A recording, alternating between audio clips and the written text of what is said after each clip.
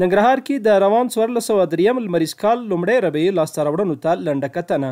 ننګرهار کې د 1403 لمریز کال لومړی ربیع کې 499.4 میلیونه افغانۍ عواید راټول شوي دي.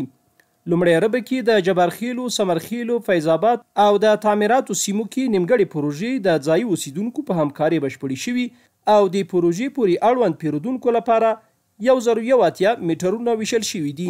دغه راز د 2114 عوارضي میټرونو پر ځای نوي میټرونه نصب شوي چې له ټول له 15 میلیون افغانیو زیات عواید ترلاسه شوي دي. له 14 پخوانیو زورواکو او سیاسیونو څخه د برېښنا لګښت پیسې ترلاسه شوي.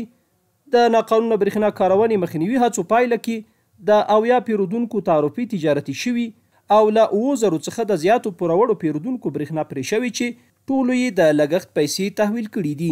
پر یادو لاسته راوړنو سربیره د شبکې اصلاح په موخه 3302 میټرونو ته نوي سرغوچونه نصب شوي او د نږدې 40 عوارضي میټر بکسونو پر ځای نوي میټر بکسونه نصب شوي او له 100 پایو زیات عوارضي میټر بکسونه ترمیم شوي دي.